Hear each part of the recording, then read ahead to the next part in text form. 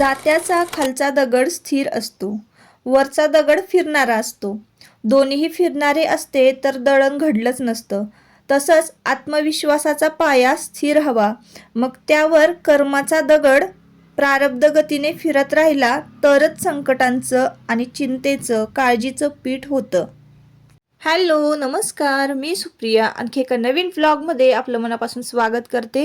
तुम्हाला आजचा दिवस सुखाचा, आनंदी आणि आरोग्यदायी जाऊ. तुम्ही जी काही स्वप्न पाहिली असतील ती सगळी स्वप्न तुमची पूर्ण होत. त्याचबरोबर शुभ संध्याकाळ, संध्याकाळची वेळ आहे. आणि आता मी काय करते प्रश्न पडला असेल तुम्हाला. तर मी ना माझ्या पैलवानाचं लंगोट वाळवते. आणि झालं असं की लंगोट ना नेहमी सकाळी धुवायचं विसरतेच मी, काही ना काहीतरी गडबड असते कामाची. आणि मग संध्याकाळची वेळ, त्याला लढतीला जायची वेळ झाली की लंगोटाची आठवण होते. मग असं लंगोट आहे ना पटकन स्वच्छ करायचं, धुवायचं थोडंसं आणि ड्रायरने वाळवायचं काम मी इथं करते. म्हणजे बघा माझ्या ड्रायरचा मी किती उपयोग करते. तर असं बरं का. तर केस वाळवायच्या कमी आणि कपडे वाळवायच्या जास्त उपयोगी येतं बरं का ड्रायर. तर असो, पावसाळ्यातही आमच्याकडे ड्रायरचा ना कपडे वाळवण्यासाठीच उपयोग केला जातो, केस वाळवण्यापेक्षा जास्त. तर बघा आता मी ना ही व्हिडिओ क्लिप शूट करून ठेवली होती. तर चला म्हटलं तुमच्याबरोबर शेअर करूया. ही व्हिडिओ क्लिप या आधीचीच आहे. आता संध्याकाळचे 5 वाजले होते आणि ब्लॉगला सुरुवात केली होती, पण दुपारीच मी ह्या व्हिडिओ म्हणजे ह्या पिशवीची स्टिचिंग आणि कटिंगचा व्हिडिओ घेतला होता. तर चला म्हटलं तुमच्याबरोबर ही पिशवीची स्टिचिंग शेअर करूया. कटिंग तर तुम्हाला खूप सोपे, चौकोनी 2 भाग आहेत. उभी उंची जी आहे ती 8 इंच आहे आणि रुंदीला 10.5 इंचाची अशी ही पिशवी आहे. म्हणजे आपण टिफिन बॅग शिवतोय थोडक्यात. तर मला ना देवांशला टिफिन बॅग शिवायची होती आणि माझ्याकडे छान छान हे असं फॅब्रिक होतं फुलांचं. व्हाईट कलरचे फुलं, त्याला येल्लो पिंक कलरचे डॉट आहेत आणि ग्रीन कलरची पानं आहेत. फॅब्रिक एकदम मस्त आहे, जाडजूड आहे आणि मी ना ट्रिपल कोटने शिवलेलं आहे. म्हणजे ना खाली 9-1चं फॅब्रिक लावलेलं आहे, मध्ये फॉर्म शीट आहे आणि वर मेन फॅब्रिक आहे. तर त्याला क्लिटिंग करून घेतलेलं आहे. आणि मग त्यानंतर ना आपण हे हँड बंद म्हणजे बंद बसवलेले आहेत त्याला, हाताचे पिशवीला धरायचे. बघा अशा पद्धतीने एकदम पॅक असे बसवून घेतलेले आहेत. अशा पद्धतीनं आपल्याला ना ही पिशवी शिवायची आहे. पट्टीने ना उभ्या रेघा आखून घेतल्या आणि टिपा मारलेल्या आहेत. त्याला क्लिटिंग म्हणतात. क्लिटिंग करून घेतलेलं आहे. आणि मग त्याच्यानंतर ना आपल्याला ही 2-1.5 इंचाची पट्टी असणार आहे. तर ती फिनिशिंगसाठी अशा पद्धतीनं आपल्याला स्टिच करून घ्यायची आहे. तर तुम्हाला मी पुढे दाखवते. आता स्टिच कशी केली हे नाही दाखवत, पण दाखवते. स्टिच केल्यानंतर दाखवते. ते बघा अशा पद्धतीनं आपण आहे ना ही पट्टी जी आहे ती स्टिच करून घेतली आणि बंद वरच्या बाजूला काढून घेतलेला आहे. तुम्हाला कदाचित ही व्हिडिओ क्लिप कळाली नसेल किंवा मी कशा पद्धतीने पिशवी शिवली आहे हे जर कळालं नसेल तर पुन्हा एकदा मी कधीतरी याचं शूटिंग जे आहे व्हिडिओ क्लिप तुमच्याबरोबर शेअर करेन. पुन्हा एकदा मी जर पिशवी शिवली तर, आणि शिवणारच आहे आता. तर घरच्या घरी ना आपण आरामात 150-200 रुपयाला ही पिशवी विकू शकतो. अशा पद्धतीने जर तुम्ही टिफिनच्या पिशव्या शिवल्या आणि ज्यांना गरज आहे, लागते, त्यांच्यासाठी जर तुम्ही ह्या पिशव्या शिवून विकायला ठेवल्या ना तरीसुद्धा आरामात तुमचे दिवसाचे 200-300 रुपये कुठे गेले नाही. कारण मी ना ही कमीत कमी पिशवी 150 रुपयापर्यंत तरी विकलीच असती. पण आता सध्या तर कसं आहे ना, मी देवासाठी शिवते, म्हणजे देवांसाठी शिवते. तर बघा असं ही मधली जी रुंदी आहे ना त्याची 4.5 इंचाची आहे.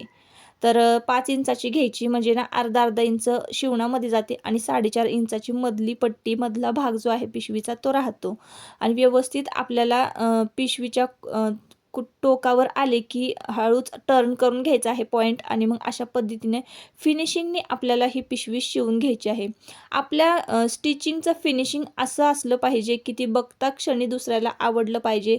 तरच आपण शिवलेल्या वस्तू म्हणा किंवा काही कुठले पण गोष्टी तुम्ही ज्या शिवत असाल, हँडबॅग शिवत असाल, तोरणं शिवत असाल, छोट्या छोट्या पर्स शिवत असाल, काहीही शिवत असाल तुम्ही, कमळ आसन, तोरण, चौरंग आसन, हे काय बरेच मी शिवते ना.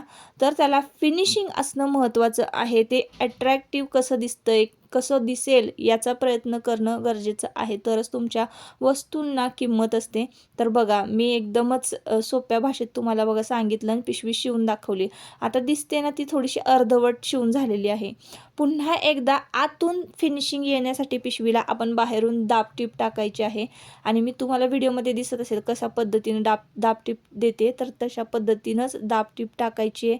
मग मी तुम्हाला आतून ही पिशवी कशी दिसते ती दाखवते थोड्याच वेळात. तर आतून आणि बाहेरून इतकं छान फिनिशिंग येणार आहे या पिशवीला. आणि या पिशवीला ना तुम्ही चेनसुद्धा बसवू शकता, पण मी काय बसवली नाही. आता खरं तर आहे ना, या पिशवीसाठी व्हाईट कलरची चेन पाहिजे, तरच ह्या पिशवीला ना म्हणजे छान असा लुक येईल. तुम्ही जर ब्लॅक कलरची, आता माझ्याकडे ब्लॅक कलरची अवेलेबल आहे, ब्लॅक कलरची जर चेन बसवली तर तेवढं छान दिसणार नाही.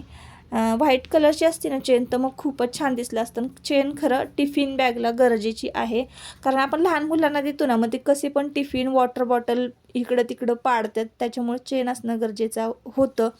पण मी नाही याला चेन बसवली, एकदम साधी सिंपल शिवलेली आहे. मिळाली चेन तर मग आपण नंतरसुद्धा बसवू शकतो.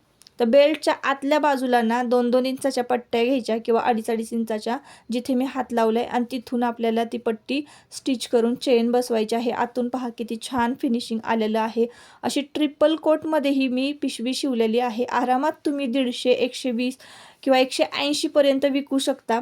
तुमच्या फॅब्रिकवर डिपेंड असतं की तुम्ही पिशवीची किंमत किती लावते.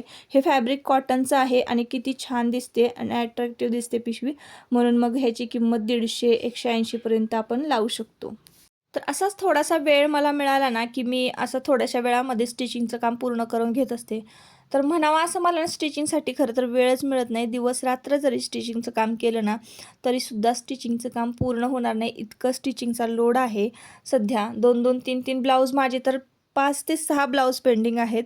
ब्लाऊजचा विषय वेगळा राहिला. क्वांटिटीमध्ये ना मला आता माल तयार करायचा आहे. तो का करायचा आहे, कशासाठी करायचा आहे, हे मी तुम्हाला वेळ आल्यावर सांगेनच. तर इतर सगळ्या वस्तू, ज्या की कमळ आसन, गुढीच्या साड्या, त्यानंतर चौरंग आसन, समई आसन, ह्या सगळ्या ज्या गोष्टी आहेत, केळीची पानं, केळवणासाठी वापरली जाणारी, जेवणासाठी वापरली जाणारी, हे सगळं आपल्याकडं स्टिच करून मिळतं आणि मी स्वतः स्टिच करते. तर हे क्वांटिटीमध्ये मला शिवायची आता खरं तर जबाबदारी माझ्या अंगावर आहे. जसं की तुम्ही पर्सनल व्हॉट्सअपला पण मेसेज करून विचारता, जे माझ्याबरोबर बिझनेसच्या माध्यमातून जॉईन झालेले आहेत ना, ती माणसं मला विचारतात की ताई ब्लॉग का येत नाही. तर ही सगळी गडबड चालू आहे, त्यामुळं आपले ब्लॉग रेग्युलर येत नाही आहेत.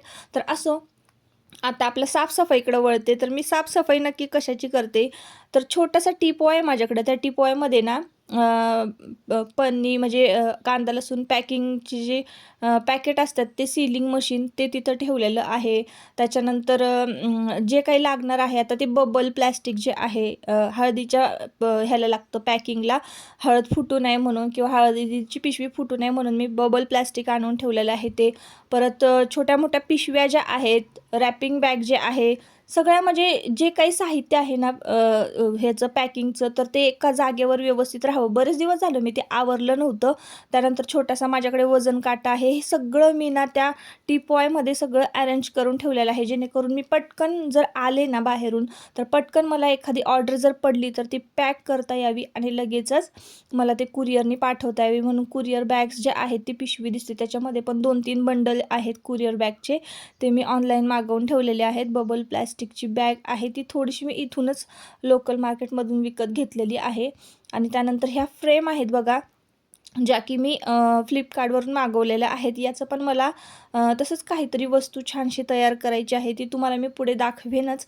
आता एका व्हिडिओमध्ये मी तुमच्याबरोबर शेअरसुद्धा केलेलं आहे की याचं मी काय केलेलं आहे, शुभचिन्ह काढलेले आहे यामध्ये. आणि त्यानंतर अन्नपूर्णे सदापूर्णे याचा खणचं कापड लावून त्याचं म्हणजे ते फ्रेम तयार केलेली आहे, तो मंत्र लिहून किचनमध्ये किचन डेकोरेट करण्यासाठी. तर तुम्हाला जर ह्या फ्रेम पाहिजे असतील ना, तर डिस्क्रिप्शनमध्ये लिंक दिलेली आहे. तर 250 रुपयामध्ये ना 6 फ्रेम मिळतात आणि 6 फ्रेमची त्या फ्रेमची साईज आहे 8 इंच.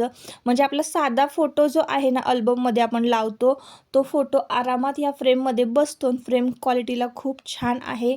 काच सुद्धा त्या फ्रेममध्ये आहे. मला वाटलं की प्लॅस्टिक वगैरे आहे की काय, पण काच मिळालेली आहे त्या फ्रेममध्ये.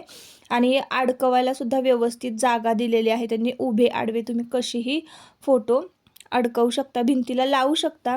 आणि इतकी हलकी आहे ना फ्रेम वजनाला, की तुम्ही 2 साईडची कट टेपने सुद्धा भिंतीला चिटकवू शकता आणि तुमची वॉल डेकोरेट करू शकता. तर तेच मी व्यवस्थित अरेंज करून ठेवल्या सगळ्या गोष्टी, छान व्यवस्थित त्या कपाटामध्ये एकाच जागी सगळ्या गोष्टी ठेवल्या, जेणेकरून मला एखादी ऑर्डर परत पुन्हा आता पडली तर मी लगेचच पॅकिंग जसं ऑर्डर पडतील ना तसं मी लगेच ज्यांनी पेमेंटचा स्क्रीनशॉट पाठवला की त्यांची ऑर्डर लगेचच मी पॅक करून लगेचच पाठवत असते. त्यामुळं ह्या सगळ्या वस्तू मी हाताशीच ठेवते. तर असो, आता हे गव्हाच्या बंब्या आहेत, तर त्या मी अशाच छान अरेंज करून ठेवल्या. खरं तर त्याला कलर द्यायचा होता, पण कलर न देताच त्या छान इतक्या म्हणजे असं आकार त्यांचा असा इतका छान सुंदर असा वाकडा तिकडा झालेला आहे ना, तर तो असा फ्लॉवर पॉटमध्ये भरून ठेवायला लाकडाच्या खूप छान वाटतो. आणि अशा पद्धतीनं घरातला एक कॉर्नर ना आज मस्त स्वच्छ केला, थोडा वेळ मिळाला. कारण ह्या छोटी साफसफाई करायला सुद्धा ना पुरेसा वेळ नाही मिळत. आणि मग नंतर माझ्या मनात काय आलं, सगळं स्वच्छ केल्यानंतर आतमध्ये खूप घाण होती काचेच्या. तर मग मी स्क्रूड्रायव्हरने ती काच पूर्ण ओपन केली. जे रंगीत रंगीत खडे आहेत, मला ते खडे खूप आवडतात, इतके आवडतात ना. तर चला म्हटलं ते सुद्धा छान आतून पुसून घेऊया आणि एकदमच मग लखलखीत छान दिसल तो टेबल. आणि बघा तुम्ही किती सुंदर दिसतोय तो. फक्त मला हा 3,000 रुपयामध्ये मिळालेला हा टेबल आहे. 3,500मध्ये फायनली आम्ही, म्हणजे त्यांनी मला 4 सांगितलेले, 4,500 सांगितलेले, बार्गनिंग करून मी 3,500ला हा टिपॉय घेतलेला आहे. दिसायला पण खूप छान आणि भरपूर सारं सामान आपल्याला अरेंज करून ठेवता येतं. ड्रॉवरमध्ये चार्जर, मोबाईल, परत पॉवर बँक हे सगळं असं ठेवलेलं आहे. भरपूर म्हणजे चार्जर त्यामध्ये मावतात असं सगळं ठेवलेलं आहे. इकडं वायफाय आहे, तर वायफायकडं मी जातच नाही, कारण माझ्याकडनं एक वायर तुटली होती ना तिकडची. तर त्यामुळं मग जात नव्हते मी तिकडं. पण आता ते स्वच्छ करण्याची खरंच गरज आहे, कारण मी तिकडं अजिबात कसलंच काहीच स्वच्छ केलं नव्हतं. तर म्हटलं चला तिकडं पण एखादं फडकं मारून घेऊया. आणि त्यानंतर फर्निचर वगैरे पुसून घेतलं. देवघरावरची वरची बाजू खूप महत्त्वाची असते, ती पुसून घेतली. आणि त्यानंतर अशा पद्धतीनं संध्याकाळचं जे काही माझं रुटीन असतं ते अशा पद्धतीनं असतं. एखादं काम छोटं मोठं करायचं आणि रेग्युलरचे जे कामं आहेत ती पूर्ण करायची. जर सकाळी सकाळी एक्स्ट्राची कामं लागली, तर मग ही रोजची कामं जी आहे, म्हणजे फर्निचर क्लिनिंग म्हणा, खिडक्यांची पुसपास, हे सगळी कामं जर राहिली ना, तर मी ती दुसऱ्या दिवसावर नाही ढकलत. त्याच दिवशी संध्याकाळी पूर्ण करून घेते, म्हणजे दुसऱ्या दिवशी लोड येत नाही. तर सकाळी बघा खूप सारी कपडे तुम्ही इथं बघत असाल वाळत घातलेले ना, तर ती हाताने धुवायची होती. म्हणूनच माझं हे छोटं मोठं क्लिनिंगचं काम राहिलं होतं, ते संध्याकाळवर ढकललं गेलं. आणि मग संध्याकाळीच ही कामं क्लिनिंगची पूर्ण केली. आता त्यानंतर तुम्ही वातावरण तर बघितलं, इतकं भारी झालं होतं ना. असं आभाळात बघितलं ना की खूप शांत वाटतं, कारण आभाळामध्ये ना खूप सारे कलर शेड दिसतात, ऑरेंज, रेड, वेगळंच वातावरण असतं, जे की आपल्याला दिवसा अनुभवायला नाही मिळत. तर इथं ना संध्याकाळची वेळ झाली ना की मुलं चहा बिस्किट खात बसतात, आणि व्हाईट कलरची लादी फरशी असल्यामुळं की नाही लगेच फरशीवर डाग पडतात. मग संध्याकाळच्या वेळेला दिवाबत्ती करायच्या आधी एक तरी कापडनं फरशीवरनं मारावंच लागतं. आणि सध्या आमचा मॉप तुटला आहे. खरं तर गाला ब्रँडचा मॉप घेतला ना तर एकदम मस्त टिकतो बरं का. 7 वर्ष माझा टिकला, पण आता त्याहीपेक्षा जास्त दिवस टिकावी अशी अपेक्षा नाही ना आपण करू शकत एखाद्या वस्तूकडनं. तर मग माझा पण व्यायाम होतो, कारण सकाळची आता एक्सरसाइज मला नाही करायला मिळत ना, एक्सरसाइज नाही करत. त्याच्यामुळं मग मी ठरवले की वाकूनच आपली लादी छान फरशी पुसून घ्यायची. संध्याकाळची दिवाबत्ती झालेली आहे, आणि सासूबाईंनी ना अशा संध्याकाळची फुलं आणून ठेवतात, ती सकाळपर्यंत उमलतात. मग मी देवांना वाहते फुलं, तर देवघर असं छान दिसतं. देवघरामध्ये फुलं ही हमखास असलीच पाहिजे देवाजवळ, तर देवघर आपलं खरंच उठून दिसतं. आणि देवघर म्हणजे घराचा आत्मा असतो, तुम्हाला माहिती आहे.